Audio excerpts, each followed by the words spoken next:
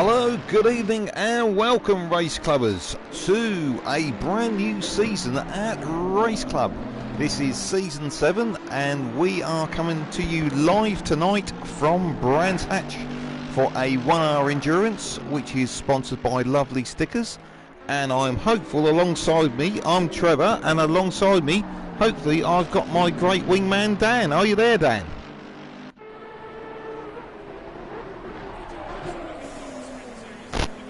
No, it doesn't sound like Dan is with us quite yet. Are you there, Dan? No, it's not working at the moment. Sorry, no, I am here. Oh, hello, Dan.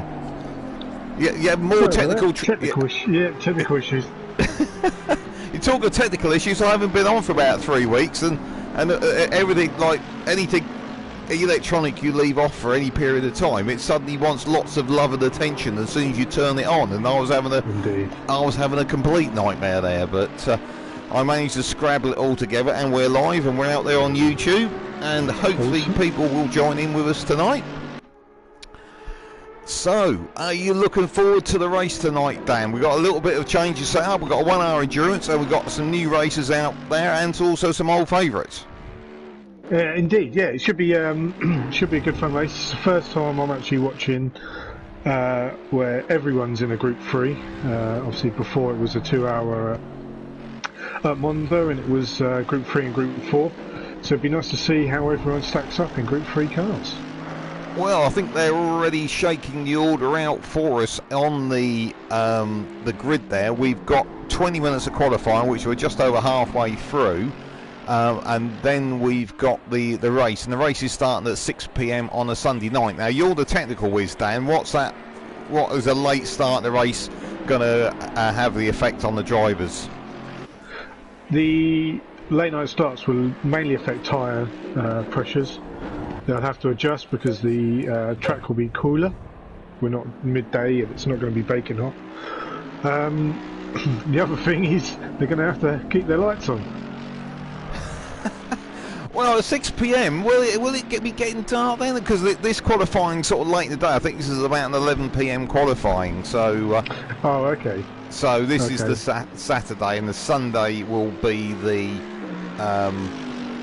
race, which is sort of starting at 6 PM. So it's going to be sort of dusk, and you got, well, I suppose the other element that I've been caught out with around this very track, actually going into Dingledale. We're watching Bazooks at the moment. He's just coming up to there. Was the setting sun, which as you go up that dip down and up into Dingledale, that shines right into your eyes, so they may get into that situation. Yeah, not the best place to have that, is it? No, I proved that comprehensively as I punted somebody into the far side of Narnia and made myself fairly unpopular. Yeah, I bet.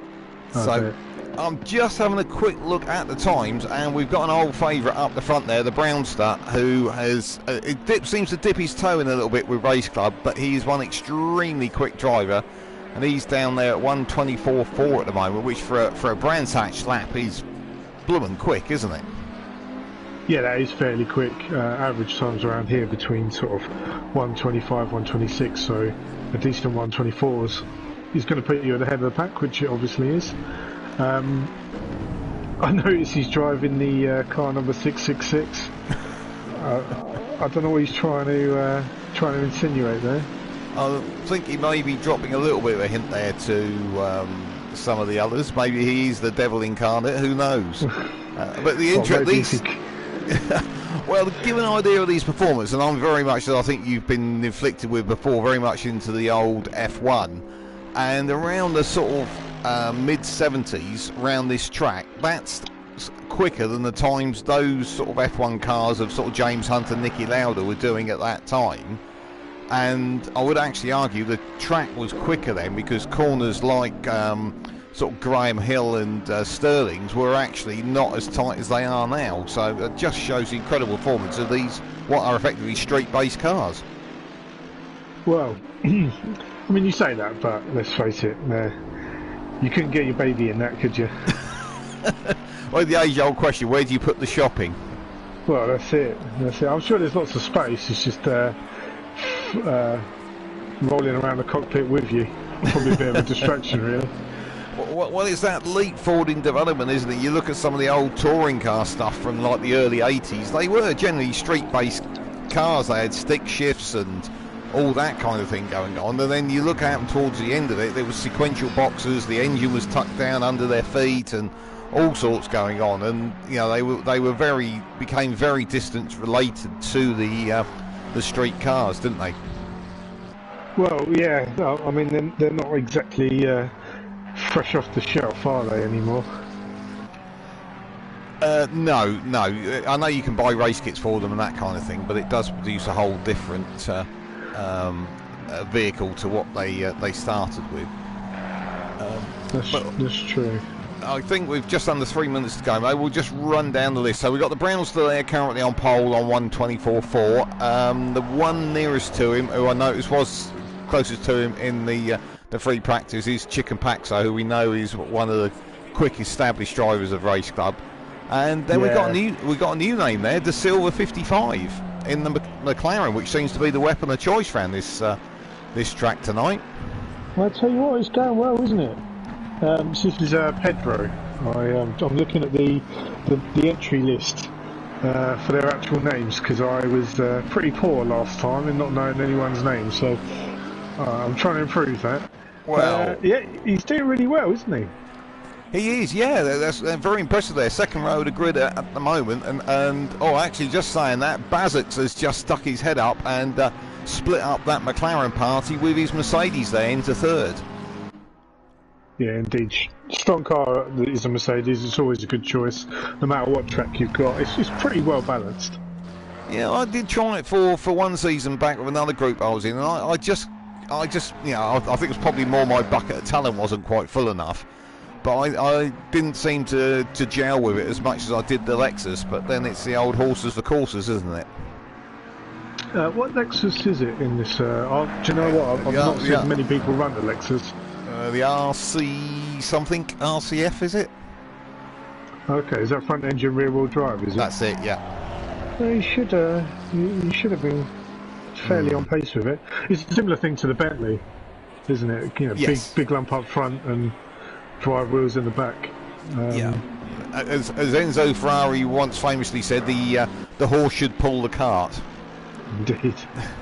So let's whiz down the list a little bit further. We've got Donardi, who is, we know, one of our quick drivers. He's down there in fifth at the moment. I'm quite surprised to see that. Nearly 2 seconds off pole, which is quite a surprise. He's normally, more up the sharp end. Indeed, and he's a second off Ben as well, Chicken Paxo. So that's quite strange to see. He might not be getting along with the McLaren as maybe he thought. Although he does tend to change his cars quite a lot, so I am a bit surprised about that. Yeah, well, I suppose it depends how long it's going to take to get his eye in and get the setup done on that particular car. I think so. So it could be a case of that. So down into sixth, we got DB Kung, another established racer with us. We did have, because someone has just popped up. Oh, Rusty GT's just popped up there in the fifth. Yeah. What a good lap time he's just put in. Well, look at that. Mercedes. We've got from second down. We've got McLaren, Mercedes, McLaren, Mercedes, McLaren, Mercedes. So I think they may be the cars of choice, apart from the Browns. So that obviously, if he was in the shopping trolley, I think he'd have it on pole. Yeah, I think he needs to be in the GT4 car next time. So just down from that group, we've got Groot in 8th, and then Randy Flangepants down in 9th, and then TTV Gamer, who is another new driver to us, he's down there in 10th.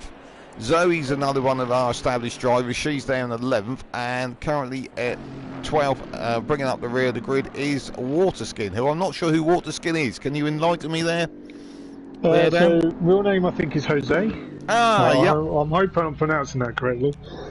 Yeah, again, new driver, so we're not really sure of the calibre at the moment. Well, that's the two Spanish firemen, isn't it? Oh, is it? Yeah, Jose and Hose B. Oh. Yeah, I'm here all week, right? Don't give up your day job, eh? I'm just going to get us onto the right screen. Now, I have got a little bit of good news on the software for the game, which does seem to have been slightly fixed, that we're going to be able to have some onboard views. which is definitely going to help things out, which we've struggled a little bit with in the past since the latest good old update from ACC. It does seem to improve things, so hopefully we can get, because we've had some really good onboard shots in the past, so hopefully we're going to give you some of those tonight. Just having a quick look on YouTube, we've got a few comments coming in. We're always happy to hear people on there.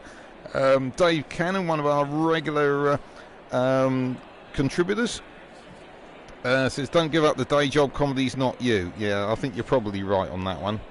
And then we got Chris Cook says, evening chaps, feels odd not racing. I know he's on a night shift. Tom Hacker, oh, they're all coming in thick and fast now. Tom Hacker, sup Tom's team, hope you're well. Yeah, we're thanks. We are, Tom, hope you are as well. Keep chipping in with the comments. And DD2112 sends us a happy emoji or a laughing emoji. I think that may have been at me joke. So, yeah, that's actually me. Is it? Oh, right, okay, of course. Yeah, the clue's in the name there, isn't it? Yeah, indeed.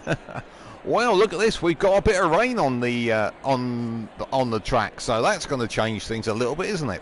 Oh, I think everyone's rushing to the garage now to quickly change their setup, because if they're not on wets, this is going to be interesting. Well, and the other I think you're right, because look at those cars on the grid at the moment. Everything is about 9 inches above the ground.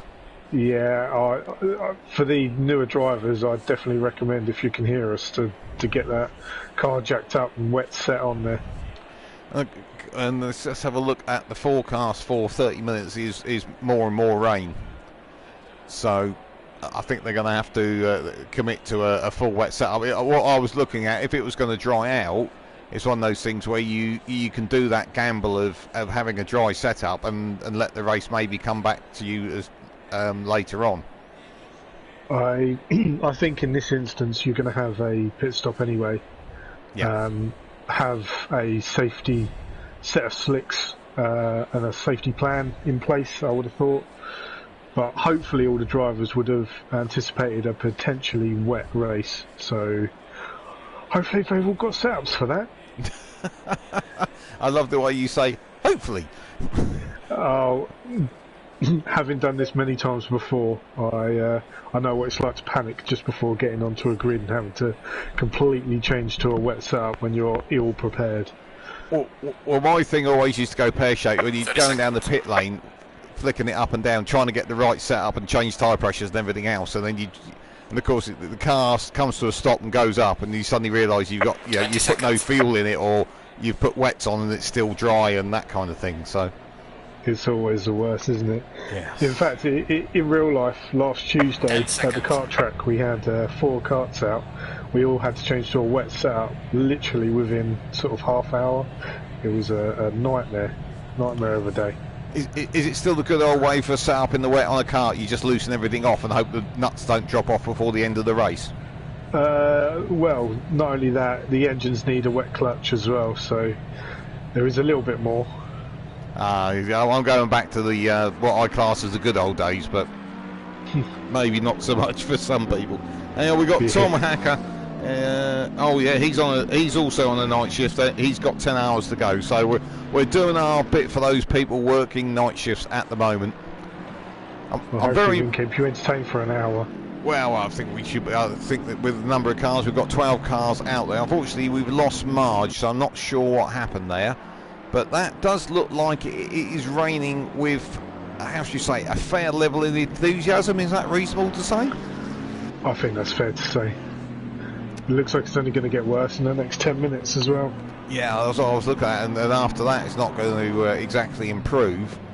So it's all about getting those tyre pressures up. It's about 30 psi ideal on the old wet tyres, isn't it? That's a good question, actually. I'm a bit of a fair weather driver, so I tend not to drive in the wet. I know, I'm terrible, right? Well, yeah, it's each to their own, each to their own. I always seem to do better in the wet, because I think it was mainly because I could get away because I was that bit slower and generally a bit smoother that the enthusiastic, mainly youngsters, tend to throw themselves into the tyre walls. I used to enjoy the wet. Oh, fair enough. But there we go. So what have we got ahead for you? We've got a 1 hour race. There is a compulsory pit stop. I don't believe there's a pit window, so they can dive in whenever. And this is always handy because it helps those that maybe have a little incident to give them a chance of recovery. Because if everybody's got to go in the pits at some point, it covers you if you need to go in and maybe have 30 seconds of repair. You're not losing the massive chunks of time that perhaps you would see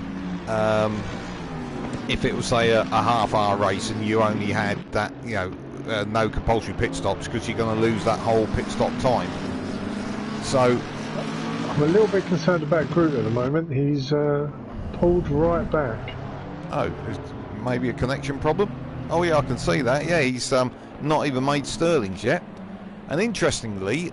Oh, he's going again, he's going again. Oh, okay. Maybe he had a bit of a disconnection. But he may get a penalty for that for being out of position at the start. But he is now coming down like a speeding bullet. I can see at the background. They are all getting side by side. They're getting lined up. They're coming out. He's got himself in position. Fantastic. We're here ready to go. We're here at Clark's Curve. They're out down the straight. We are just waiting for the lights to go green.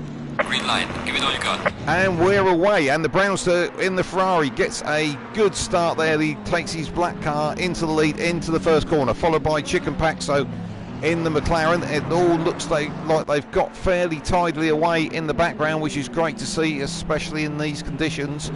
Bazik slots there into third. Oh, we've had an accident. The Druids.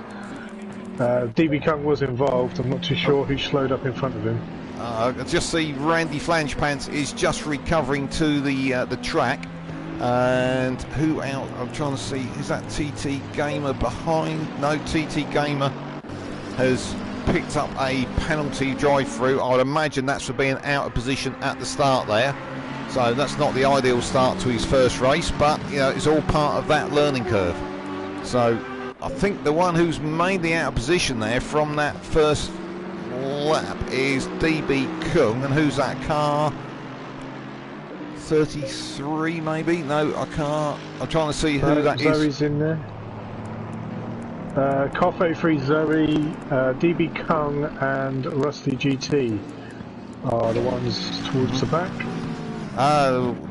Okay, I was just trying to see who that car is. Just heading up to Hawthorne at the moment, but we'll hop back to the front to start with. And it doesn't... I'm keeping an eye. Oh. Sorry. I was just saying I was keeping an eye on Chicken Paxo's on board, actually, as he's coming up on Brownster.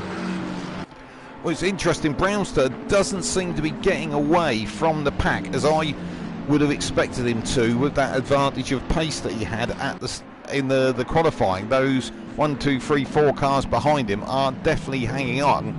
I wouldn't say he's holding them up, but he's definitely not running away as I felt he might do. Potentially he hasn't got a wet setup as good as what the other guys have. It all changes in the way. I've just hopped on board with Chicken Paxo to get the same view that I think you were looking at, and we've got it absolutely fantastic from his dashboard, coming up behind that black Ferrari of the Brownster as we head up to Hawthorne's. He's having a bit of a cheeky look, but I think that's more just to try and distract him. But no, he's looking at that. It looks like the Brownster went quite deep there at Hawthorne's, and he's going defensive into Westfield. But he's had to, hasn't he's still going defensive. Chicken Paxo is all over the back of him. It's like a cheap suit. Be careful through here, boys. Sorry. Well, I know Dingle Dow's terrible. You have to turn in with virtually blind, don't you? Indeed. But let's have a look, see what the action is behind. I was hoping to go behind him. There we go. So De Silva there, still in third in the other McLaren. So he's still keeping them honest. But this front pack of 5 are definitely getting away, aren't they, from the rest? Yeah, they are.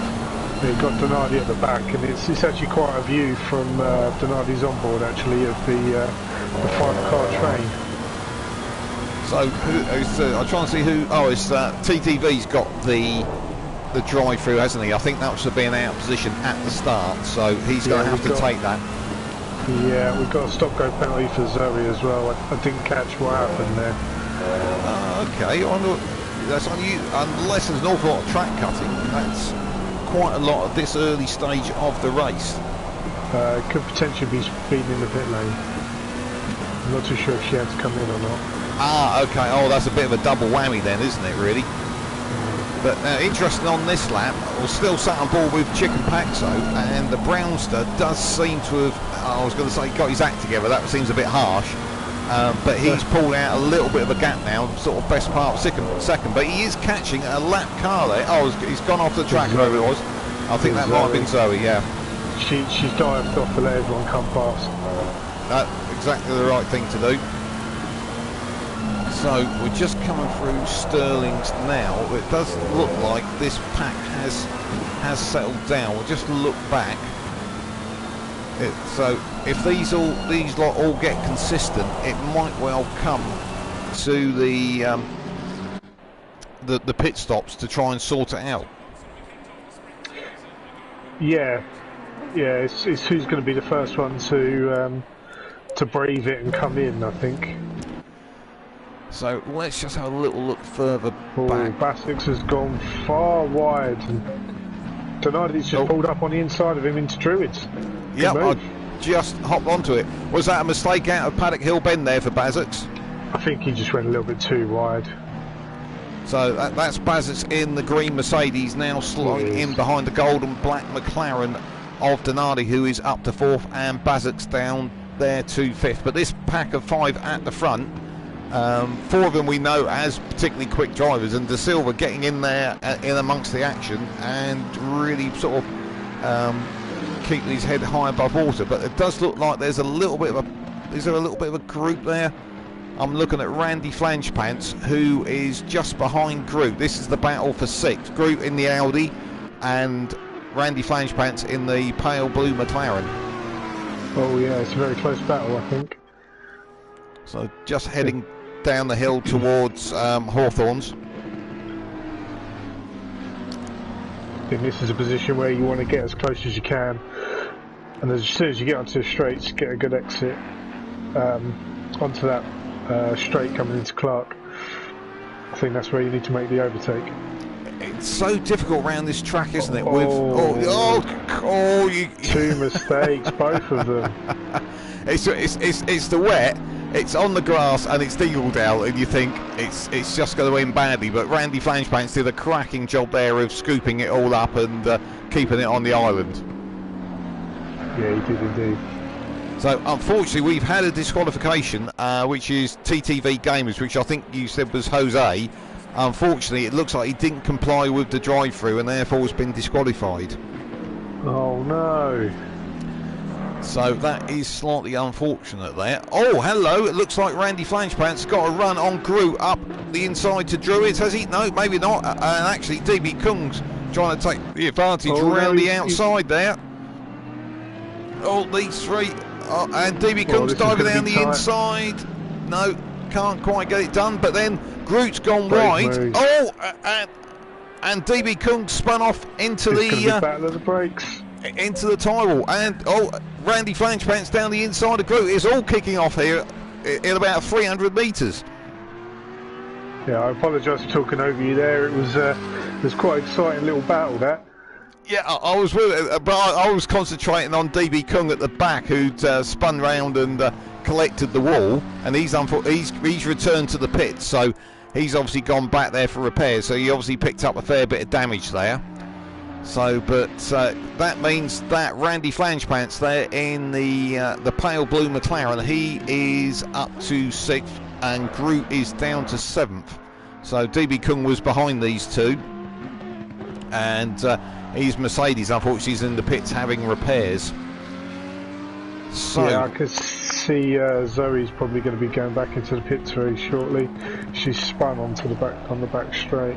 And she's also got a. Let's have a look at Zoe. Yeah, there she is. 30-second stop-go penalty as well. I do like the. Is it a chrome Mercedes you got there with yellow stripes? I do like that finish.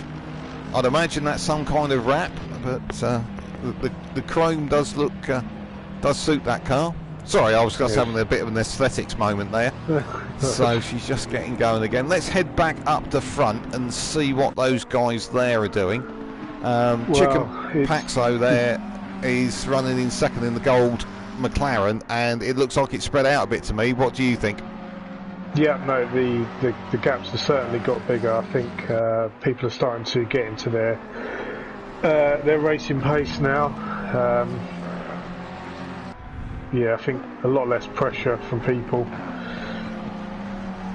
And I'm just looking down. De Silva's dropped. There we go. Let's have a look in that copper-coloured McLaren there. De Silva, he's dropped back about 3 seconds from Chicken Paxo, and then Donardi is about 2.5 seconds back. And the one that has really dropped off is Bazic, who we saw have that bit of a moment, and he is he's dropped 7.5 seconds back from Donardi now. So that's quite a surprise to see that. Yeah, it's cost them an awful lot of time. I think we need to factor in that some of these people might not have had their tyre pressures set up properly either. So those first few laps were always going to be a bit closer anyway. No one's tyre temperatures are correct. So now the tyres are starting to come into their own. Everyone's true race pace is starting to be shown now, I think. And the other thing, of course, is those wets, I think, generally take a little bit longer to get the pressure up as well, don't they? Yeah, they do. To get the temperature into them, it's a bit more difficult. Let's hop on board with our leader there, who's Brownster in that black Ferrari. What I'm going to do is hop on for a onboard, because Tom Hacker likes our onboards. So we're going to hop on board with that Ferrari as we dive up through Dingledown. This is a corner which terrifies me every lap, because you just turn in, you can't see the apex. You've just got to believe it's going to be there once you've turned in, haven't you? I tend to try and cut as much of the corner as possible. Actually, I pretend it's there. If it's not, I'm still cutting it. And I'm quite impressed that at Clark Kerr, or Clearways come Clark, there's 2 of those 3 red poles still upright on the inside of the corner, which I don't think I've ever seen them last more than about 2 laps. Give Ben a chance. I'm sure Paxo will take them out soon enough when he wants to make a move. And then Druids, this is always a good one for a bit of an overtake. It's interesting to see Brownsters making quite a V of that corner, which I believe is one of the quicker ways round. That's always a very difficult corner. Even driving it in real life, it's an actual struggle with that one. And the other one we're coming up to now is Surtees, which you're constantly desperate to get on that throttle, aren't you? But the corner always, to me, always seems to go on for longer than what you think it should. Yeah, indeed. Obviously, you take that corner completely different on the Indy circuit, so I tend to go very deep into 30s. My thing is to try and... I thought Brownster was going to go a little bit wide there, but my thing with Surtees is trying to take the entry wider than you naturally think it should be, so you can get on that throttle that bit earlier. Yeah, because you've got a straight coming straight after it, you really need to take as much speed into the straight. I think you want to focus on exit speed, not entry speed.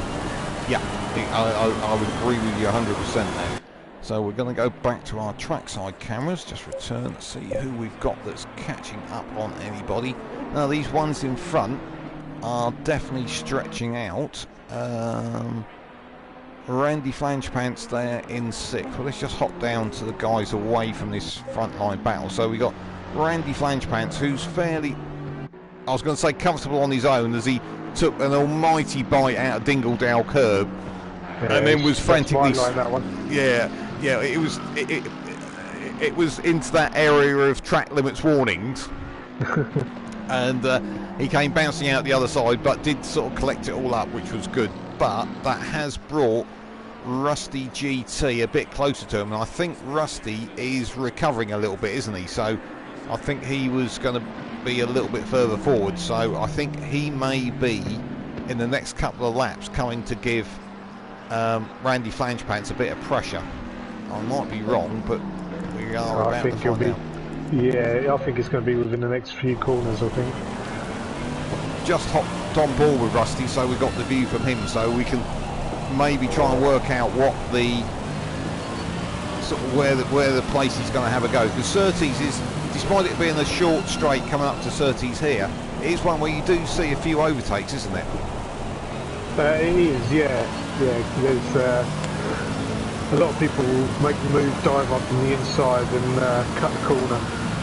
So he's having a look as we dive down towards Hawthorns. That's a bit brave to do it now. That's about sort of third, fourth gear corner. Good choice to pull back on that one, I think. He's having a look at Westfield. He's gone late on the brakes. Has he pulled it off? Perfect. Yes, he has. Perfect. Absolutely fantastic stuff, Ted. Almost a textbook. Well, I think in MotoGP you would call that a block pass. Yeah, Randy's probably kicking himself right now. It's that horrible moment, is it, where you make a mistake in one corner and you don't pay the price for it then. You pay the price for it a little bit later on, don't you? Well, that's it. That corner's already done by the time you've made a mistake. It's the lack of exit speed that's going to get you on the next one. And maybe Rusty made that happen by the pressure he gave him on the previous corner, because he was having a little bit of a look. And Rusty's. I think that's just his connections a little bit flaky, I think is the phrase. Yeah, I had the same sort of thing there. He looked like he wasn't going to make the corner. Yeah. Hopefully, from his view, he's not pointing the wrong way at the corner, because it would be a little bit disconcerting. So, viewers at home, that car isn't actually doing what it appears to on screen. It's just the connection's taking a little while to catch up. Actually, I'm going to move to another driver because that's driving me slightly nuts there. So, the one that...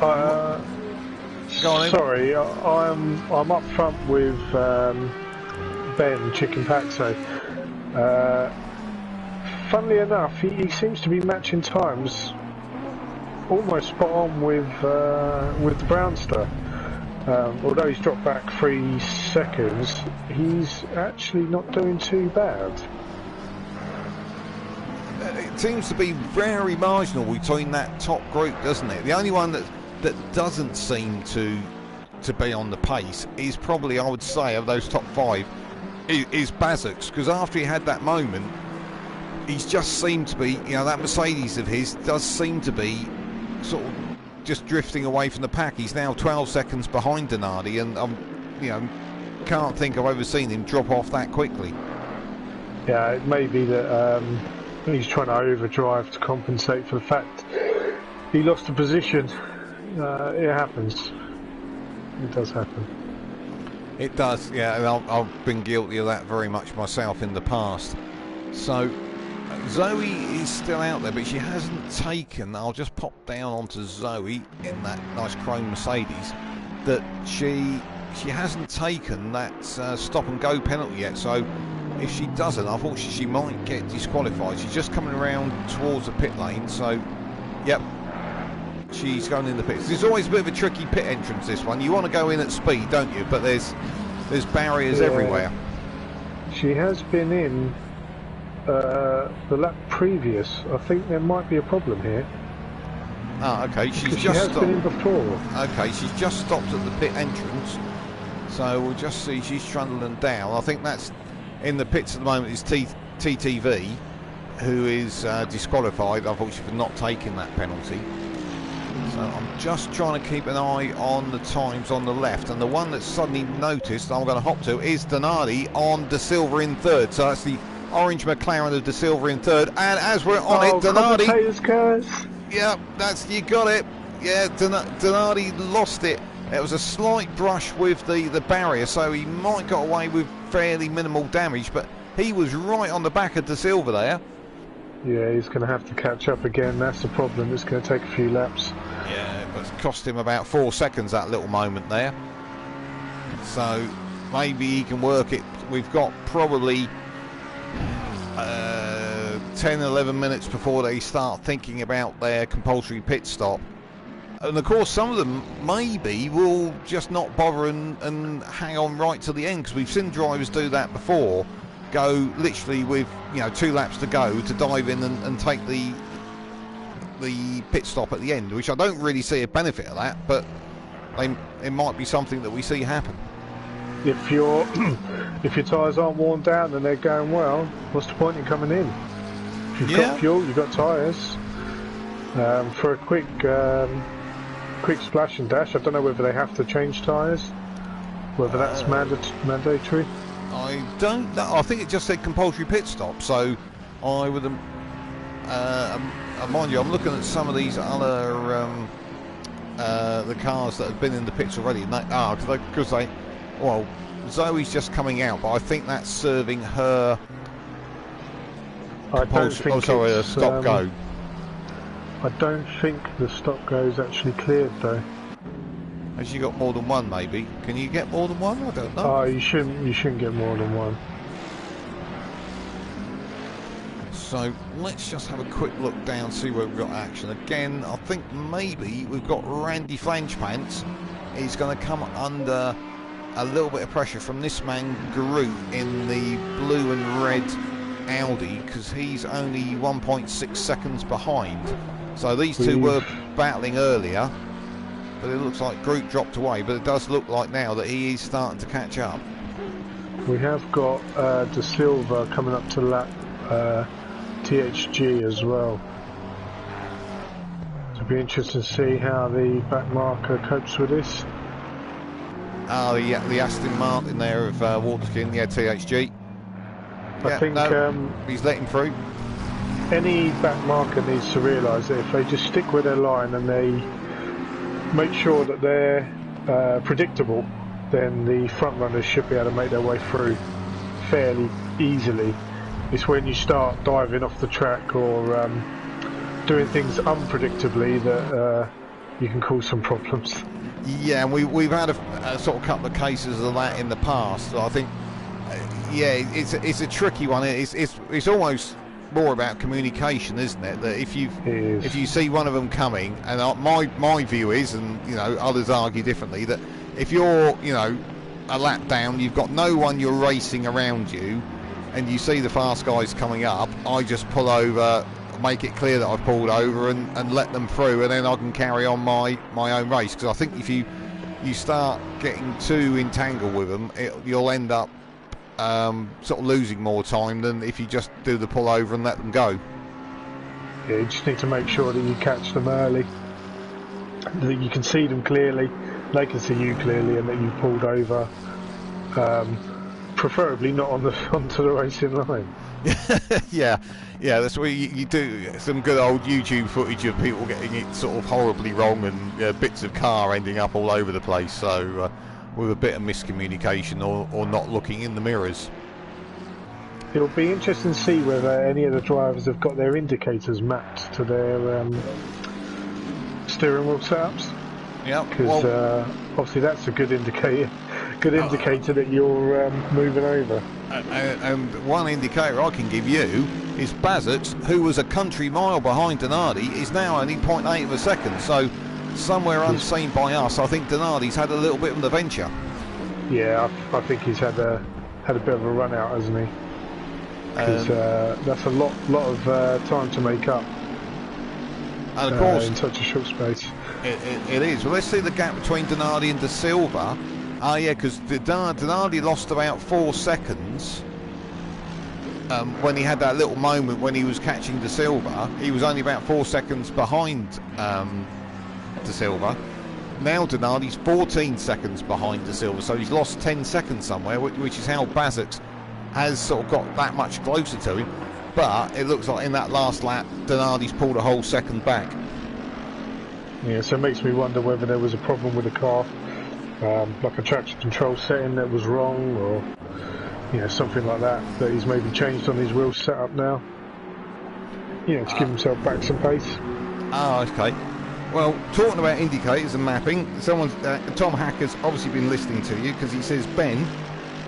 Now we got 2 Bens, so it was either Chicken Paxo or Bazix has his indicators mapped. I remember when we did GT3 and GT4 race, he would indicate when being lapped by the GT3s. Oh, there you go. So there we go. See, we've got instant reaction from the crowd here. How fantastic's that? It's nice Ben Chicken Paxo. Yeah, well, Tom Hackett, if we see Ben Chicken Paxo being lapped tonight, something shifted in the matrix, if I'm perfectly honest. So, but yeah, no, appreciate your input there. And Andy Rayner has joined us. He said good evening. So good evening to you, Andy. Hope you're enjoying it. Great to see you contribute. Now, just to see a little bit of action, we've got Groot in 8th, catching Randy Flangepants in 7th. Now, I don't like to say I was clever, but I predicted this about 3 laps ago. Yeah, you did, didn't you? I've watched too many of these races. I need to get out more. So, but Groot is really on with Randy Flangepants now, whereas he didn't seem to be able to get close to him, but now he does seem to have cracked it. And we've just dropped on board with Groot, so we've got a great view of the rear wing of Randy Flangepants' McLaren right in front of us. Yeah, it's a lovely livery he's got, isn't it? There's a bit of and he's gone wide. He's gone off. That's Randy Flangepants has gone wide, and he's joined back, but he didn't lose an awful lot of time, but he did lose a position. So we were on board just at the right time there. So slightly unfortunate there for Randy Flangepants. Yeah. So that drops him down to 8th, and Groot comes back up 7th. But then Groot's made a mistake coming out of Graham Hill. So this may actually go back the other way. So Randy Flangepants is right back on the rear wing of the Audi that we're on board with. Yeah, he's very defensive though, isn't he? Wouldn't you be? Oh, of course. Yeah, I'd park my car on the apex if I knew I could keep the position. So I think Groot maybe's got it all back together. I've got a funny feeling these two are on such a similar pace. As long as neither of them have a big incident, I can see that they are going to be this close for probably the whole race. Yeah, I think so too. I think what you're seeing is the leader of the two of them is going defensive, losing a bit of time, and that's allowing the other to catch up and put pressure on, get the leader to make a mistake, and then they swap places. Yep, and then just to the exit of Sterling's, they'll notice Randy Flangepants ran a bit wide, so maybe he's just overdriving a little bit, trying to catch back up. But nice little bit of action there. Yeah. Okay, maybe we've got the first of our pit stoppers. We've got Rusty GT, who was up in about 6th, I think, has gone for the pit stop. So we're not far off half distance, so that could well be the first of our sort of formal pit stops. Yeah, it looks like a tyre change as well. It's an awful long time just for a bit of fuel. So, and Zoe has managed to clear her stop and go, so she's good to go again, but she does have to complete a pit stop between now and the end of the race. So notice that Groot's make a little bit of a mistake there on the exit of Sterling's. He's cutting across the grass, so these two are still slugging it out. It's great to see battles all the way down the field. Yeah, indeed. I've just got on board with Zoe actually, and she's still giving it all she's got. So it's always nice to see. Yeah, well, okay, she's a few laps behind, but you know, you've got to be in it to win it, as they say. So it's worth that sort of keep plugging on. Yeah, you never know what could happen. Yeah, especially in these longer races. We've seen guys. You know, I remember one at Spa. I think it might have been Donardi who was leading quite happily and then made a mistake about 10 minutes from the end and smashed his car to bits, and that was effectively his night over, because by the time he got back to the pits, repaired it and got out again, everyone had gone past. Well, that's it, and when you're playing for points as well, you might as well stay in it. That's it. Just trying to see who that is catching up with Zoe. There is in 20. No, I can't see who it is at the moment. It's Donardi. Is it Donardi? Yep. 20 there. Yeah, there we go. So we're just going to have a bit of lap car action there coming up. Interestingly, those McLarens that we commented in qualifying were bobbing their way to the top are up there at the moment. They are 2nd, 3rd and 4th. So McLaren around this track definitely does seem to be the weapon of choice. Well, if you look at it, the cars with mid-engine rear-wheel drive are doing much better than the cars that are front-engine rear-wheel drive. Probably something to do with the balance, I would have thought. I'm still a dinosaur though. I still prefer the engine in the front, but there, that's just me. But it's that pendulum effect that you get in these mid-engine cars. I know you're going to say, well, if you get the setup right, you can sort of counter that. But I just don't like that weight towards the back of the car, because it's a bit like, you know, having a pit bull terrier. You know it's going to bite you. You're just not sure when. yeah, definitely.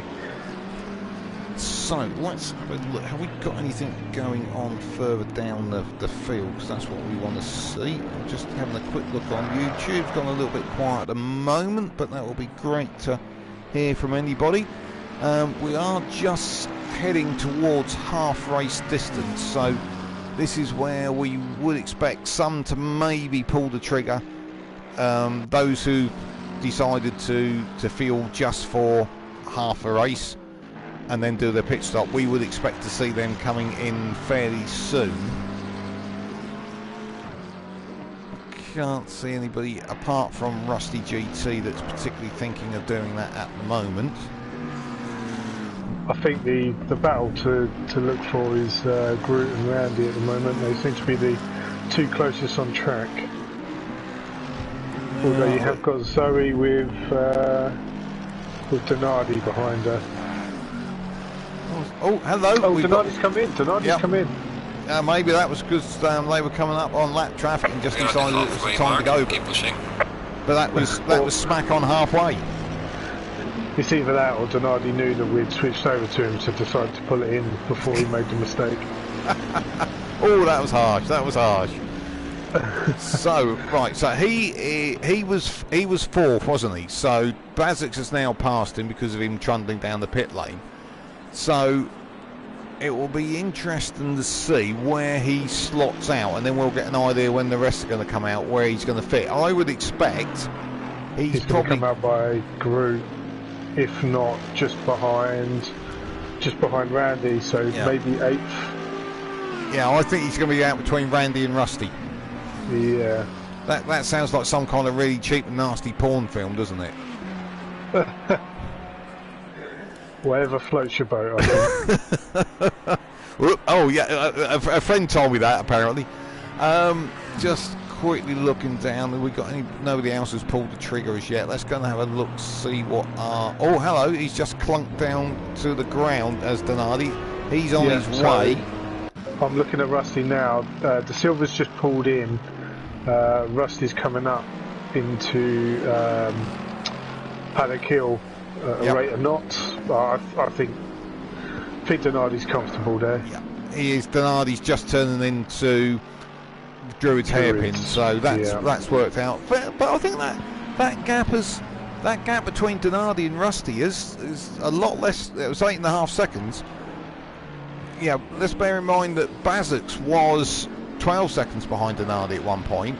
So, yeah, okay, Donardi had those two incidents, didn't he? So he lost some time there. I'm curious to see when Randy and Groot start. All we've had enough is Groot. Oh, you're right, we have. Oh, and those two are battling there, aren't they? That's Randy in the blue McLaren. He's holed up behind. Oh, I don't know. Someone's just pulled into the pit. I think that was Waterskin, wasn't it? Yeah, it was.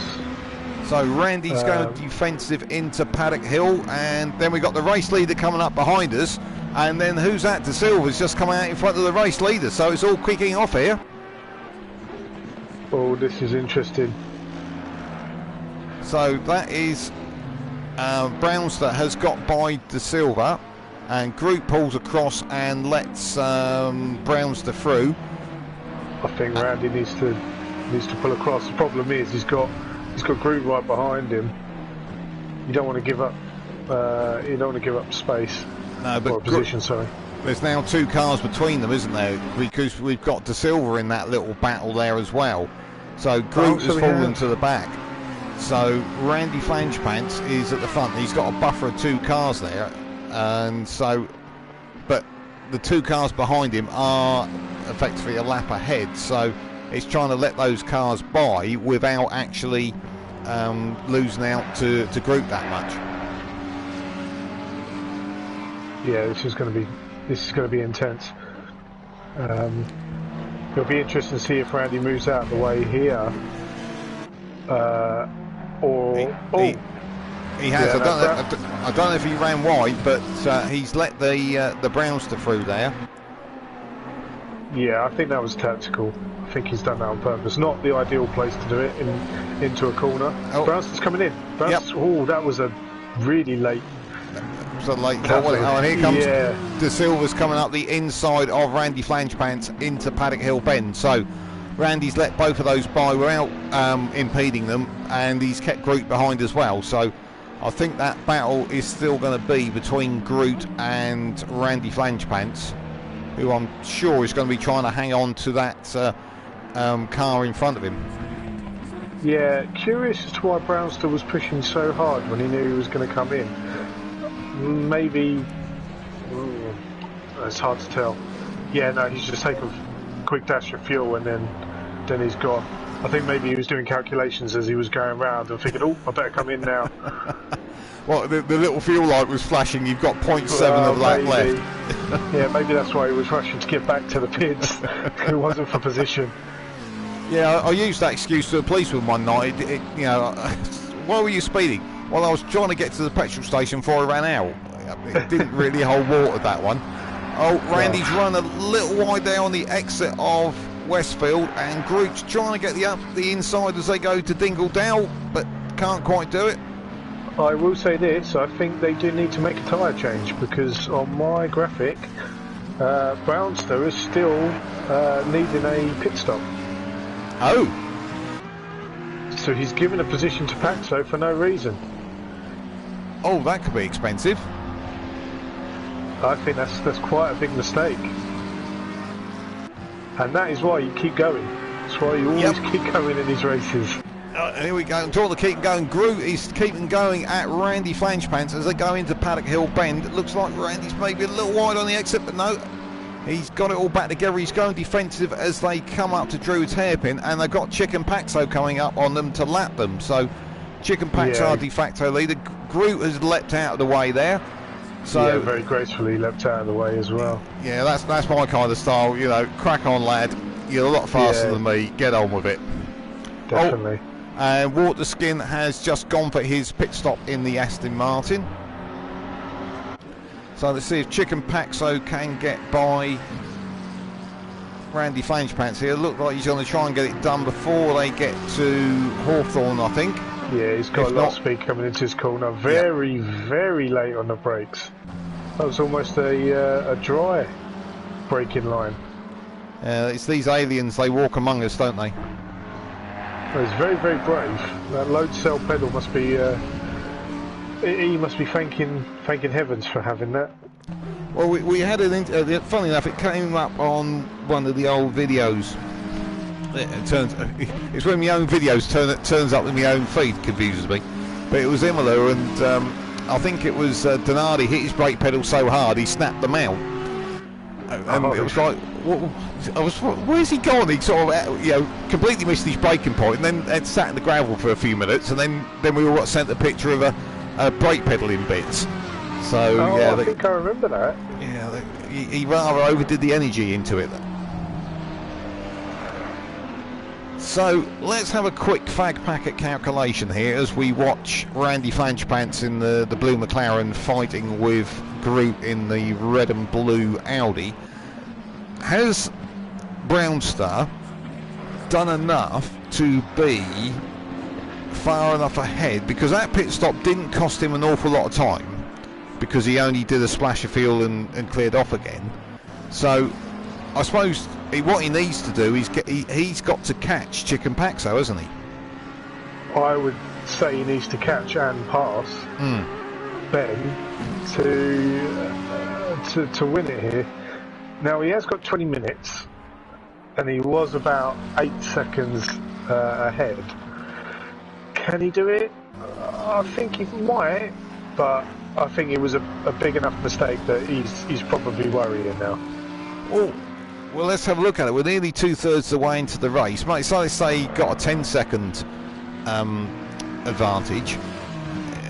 if he carries at the same pace, he's going to have only a 15-second advantage, and then one of those trundle through splash dash pit stops probably costs you 30 seconds.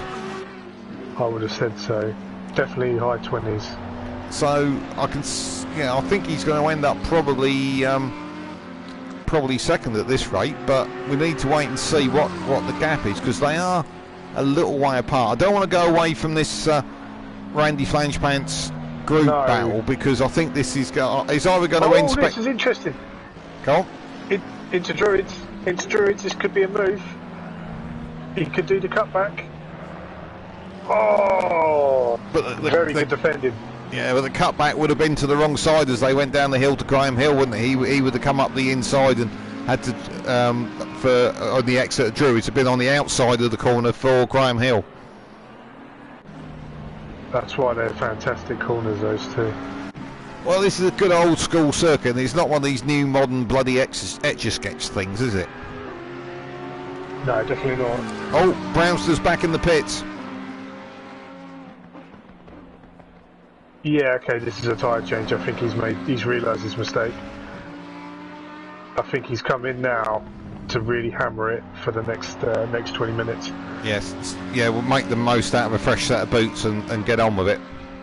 Oh, I wonder whether the first pit stop was done as an emergency, whether he had a plan set up and misfueled it, or I don't know, maybe even had a bit of a slide and accidentally wound up in the pits. I don't know. Oh, talking of slide, Randy Flangepants, unfortunately, from 4th place, had a bit of a tank slapper coming out of Sterling's, collected the wall, and Groot said thank you very much. So that's Groot up to 4th, and immediately goes for the pits. So overtaking and going to the pits seems to be a thing, doesn't it? He's seen the race leader do it and thought that's a good idea. Maybe I can do an undercut. Well, the one who has quietly, let's just move down to him, because we haven't seen much of him at all tonight, is Rusty GT in 6th place in that satin black Mercedes. He's got himself what I think is a net 5th, because he slotted himself in between Donardi and Bazux. Because Bazux was behind Donardi before the pit stop cycle started, and now Rusty's sitting between them. We'll have to see when all the pit stops are done. I think it could be a little bit tight. We've gotten off. Brownster's off. He's only just come out of the pits. Oh no! He's going from bad to worse. That's pressures. That's definitely messed up pressures. Just waiting for the. Oh no! No, he's stuck on the corner. No, he's gone. Yeah, he's gone. Yeah, he still had his pit stop indicator going, so I have a feeling that's an unfortunate rage quit, that one. Yeah, it's quite unusual for Brownster. He usually sticks at it, so I'm quite surprised by that. But the winner and all that, of course, is Chicken Paxo, because he's got a free pass there to for the race, really, hasn't he now? Almost a full lap, I would have said. Yeah. Well, and the other a full lap, I think. Because the car behind him at the moment is Groot, who is lapped. I'm just trying to see what that cluster of cars is at Druid's hairpin. I don't think they're on the same lap. No, they're not. So Groot has come out just behind Chicken Paxo, so that's the kind of area that Randy Flangepants is going to pop out. And talking of which, looks like Donardi has just overtaken, unseen by us, Randy Flangepants, who's then gone a bit wide, and it looks like that may have been his moment coming out of Sterling, so the front end of that pale blue McLaren is looking a bit second hand. Yeah, he's struggling, isn't he? I just caught the tail end of that, and yeah, he's going to need to come in soon, I think.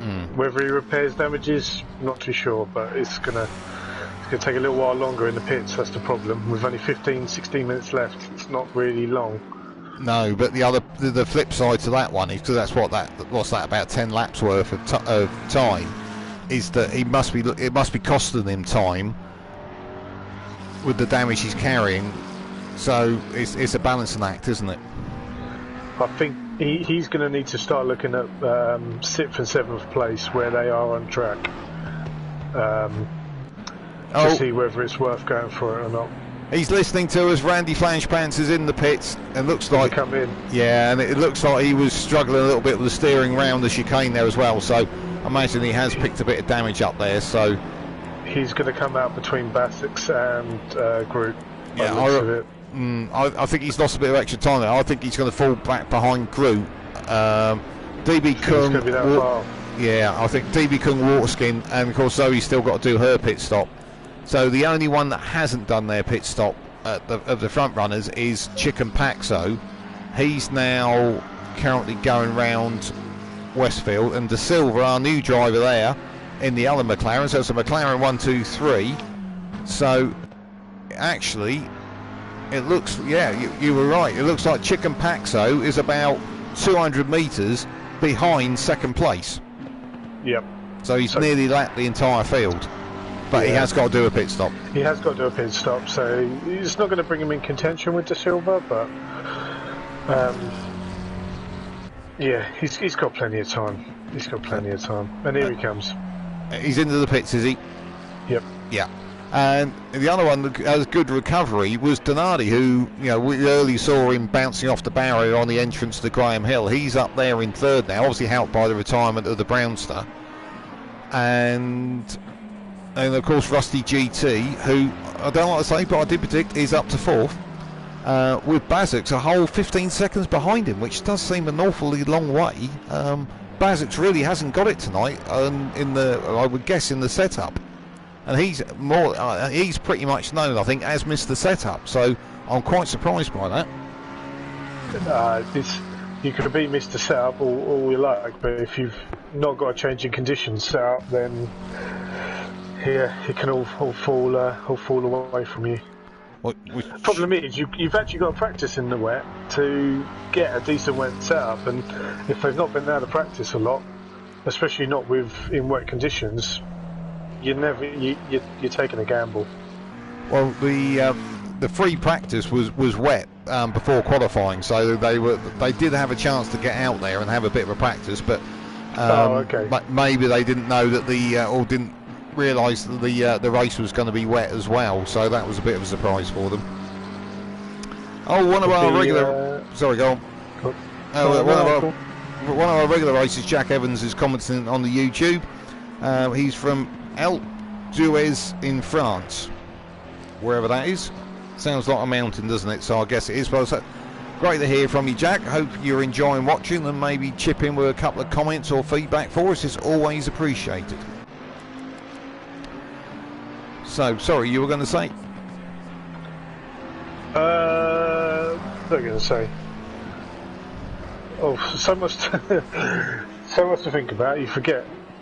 2 seconds later. That's commentating for you, especially with this horrible moment late in the race where you look at all the cars and nobody's near anybody else. You think, come on, guys, look, just sort of join up with each other a little bit to give us a bit of a live wire moment. So I'm just looking, actually, that battle we were talking about, a group there in the red and blue Audi. He is currently going into Hawthorns, and Randy Flangepants is nearly half a lap back from him. So he got all Randy Flangepants had that pit stop and got all that damage repaired, but that's cost him an awful lot of time. So it has cost him time, hasn't it? But to be fair, from behind, the driver behind him is DB Kung in the blue and green Mercedes there. He's a couple of laps, or at least a lap behind him. So he's fair, unless Randy Flangepants sticks it in the wall, he's fairly safe in that respect from behind. So he's just gone for the safe option there rather than putting it into the wall again afterwards and having even more damage. He got it done and decided to get himself safely to the end of the race. Yeah, not a bad idea, I say. Points is what you're looking for.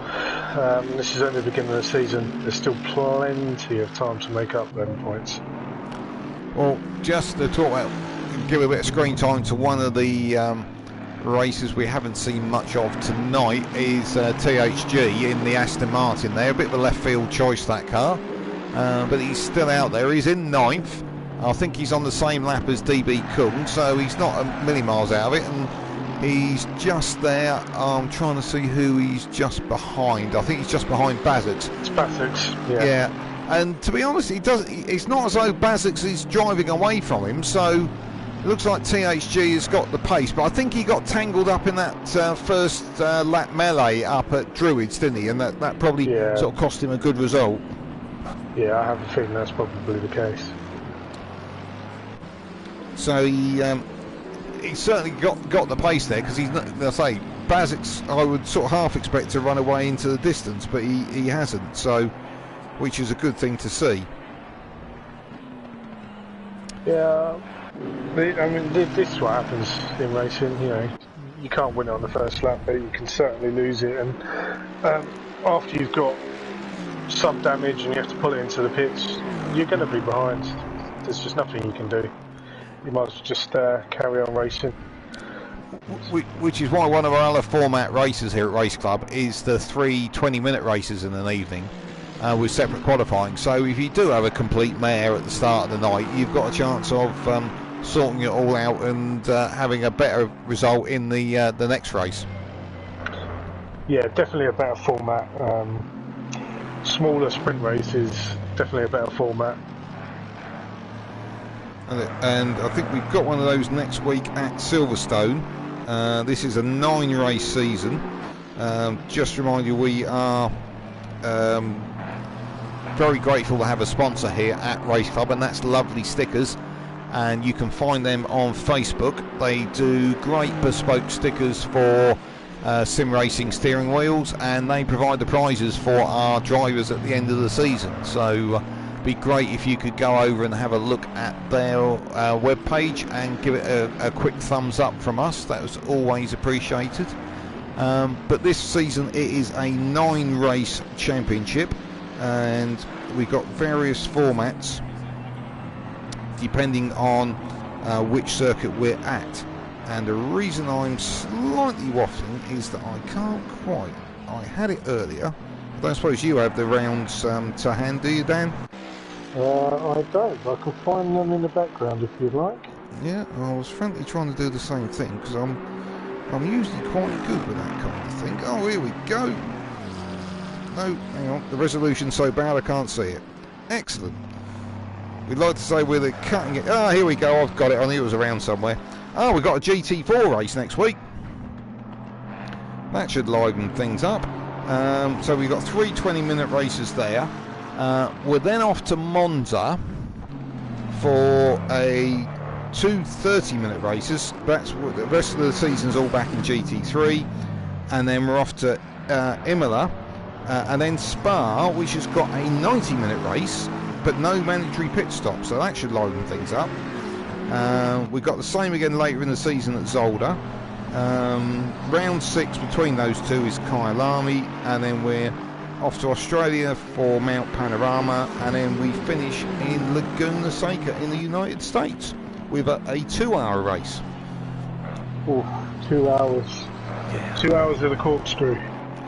Yeah, another one of those fantastic corners where you just have to go, I think the apex is over there somewhere, we'll just give it a bit of a left-hand hook and it'll be there. Yeah, for sure. That must feel like falling off a cliff every lap. It is, and you just sort of get it wrong and you bounce across those curves and across the gravel, and it's a pain in the butt, isn't it? But there we go.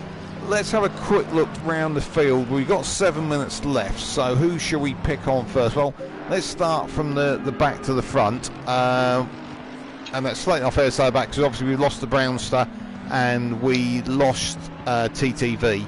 But in 10th is Zoe, who had a few adventures earlier on and unfortunately picked up some penalties. But now she's sort of got in the groove. She's completed the pit stop now, so that means everybody has completed their pit stop. So she's still in it, and has a top 10 result as a result of repeating myself there for sticking with it for the rest of the evening. Yeah, she's not doing too bad actually. Best lap time is 1:34, so Yeah, I think all things considered, thrown in last minute in the wet. I mean, you're not going to be getting the quick lap times. In fact, I'm just gonna have a look to see what the front of the field are doing in terms of lap times. Okay, so she's only 3 seconds off the pace, which you can't really argue with that. No, not at all. And I think the only thing I would say, I think, and Zoe, I think, will admit this herself, is it's just eliminating those mistakes, and that's where Andy Flangepants has come from. When he first joined Race Club, it was the errors that were costing him. Sort of speed was getting there, but it was the mistakes you make on the way to getting that speed. So if she can eradicate those errors, I think that will bring her sort of into that midfield fairly quickly. Yeah, for sure. I mean, clearly the pace is there. This is just goes to show you what one or two mistakes can really do to your race position. Let's hop up a couple of positions. We talked about THG Waterskin there. Another driver that's had, from our point of view, a bit of a quiet evening. DB Kung, he's there in the blue Mercedes on screen in 8th. He had that, I think he got caught up in that first lap incident, and then he made a mistake. I saw him coming out, I think, out of Graham Hill, and when he was catching Groot and Randy Flangepants, and T-boned it straight into the crash barrier, and had to teleport back to the pit. So I think, unfortunately, that rather spoiled his evening. But he stuck at it, and he's still there in 8th. Yeah. The good thing is he carried on. He didn't do a Max Verstappen and sulk and call everybody a clown and walk away. Yeah, no, he's done all right. It's very difficult to comment on a driver that you've not actually seen for most of the race. No, is that a good thing? Keep your head down. Well, he's not. He's not obviously got in anybody's way. He had a sort of couple of moments. Unfortunately, that rather sort of took him out of the main sort of front end action. Because I'd expect to see him a little bit further up, not necessarily on the podium, but certainly in that sort of pack of 4th to 7th. So that did sort of rather spoil his evening, that one. And obviously you have the time penalty for teleporting back to the pits as well. So very quickly on a lap that's only 1 minute 30 seconds, you're going to lose an awful lot of time, aren't you? Yeah, that's for sure. It's just unfortunate, but good on him for keep going. Yep. Up to 7th we got Randy Flangepants, who had that sort of 2/3 of the race long battle with Groot, which kept us entertained as it swung backwards and forwards, but that has rather fallen to Groot, that little battle. So Groot's up there in 6th, Randy here in the blue McLaren's down in 7th. So, but he's been pretty consistent tonight, isn't he? He picked up little bits of damage as he went along, but not anything spectacular. But I think that just started to cost him time, and unfortunately that caused the gap that he's now got between himself and Groot. Yeah, it's very unfortunate. He's actually had a really good battle with Groot for a lot of the race, and just a few mistakes have caused the gap. It is unfortunate. I do feel sorry for him because I think he deserved a little bit more than what he got tonight.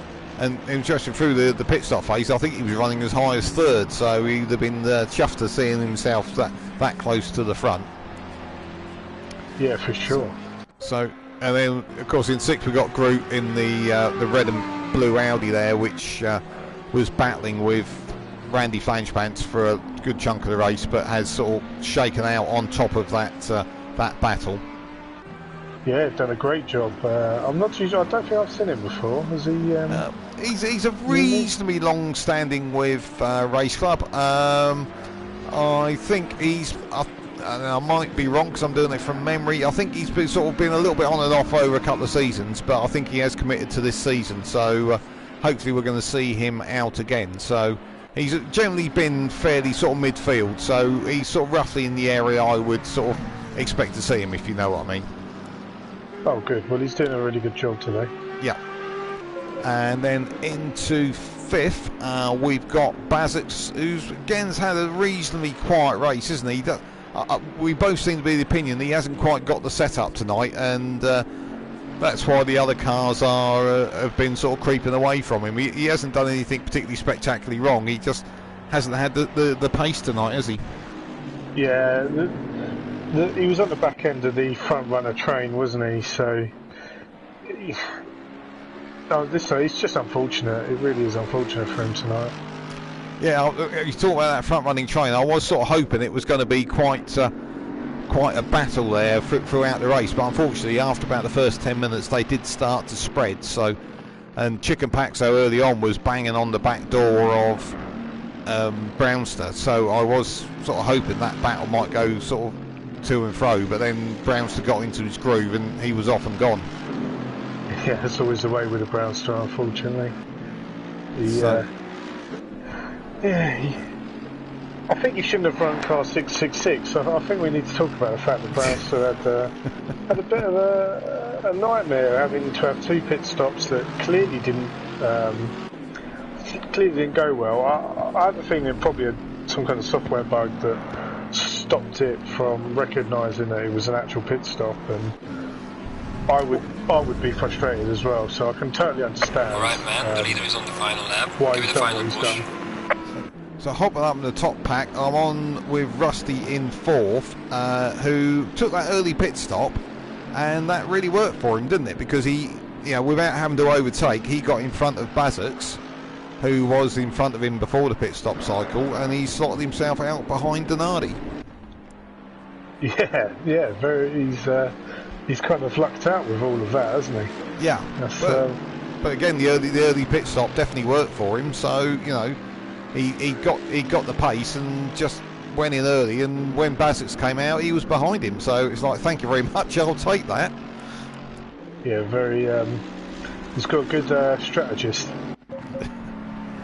Well, talking to strategists, we might have something lively happening here. We're going to have to keep an eye on where the leader is. He's just round the back at the moment. So quickly on to Donardi in 3rd, who is just 1.9 behind De Silva in 2nd. So Donardi, having had a few moments earlier on, he's having a little bit of a comeback. So particularly talk about these two. He's just spun. Donardi's just spun. Commentator's curse. The power is strong in me tonight. Right, okay. The next time I'm in, I'm not switching to his camera. I've cursed him enough tonight. He's going to be angry with me, I think. The leader has finished the race. Oh, blimey, we've missed Chicken Paxo. Well done. Round of applause there. Just crossed the line. Did rather have it handed to him, I must say, by Brownster, by having the problems that he did, but no, good drive there by Chicken Paxo. Was in a solid 2nd until Brownster handed it over to him. Yeah, he although he did luck out with the win, I think it was deserved. I mean, yeah, accidents do happen in racing, mistakes do happen. He's earned it. He was clearly on pace. Yeah, I don't disagree, but I think if Brownster had a clear run, he would have.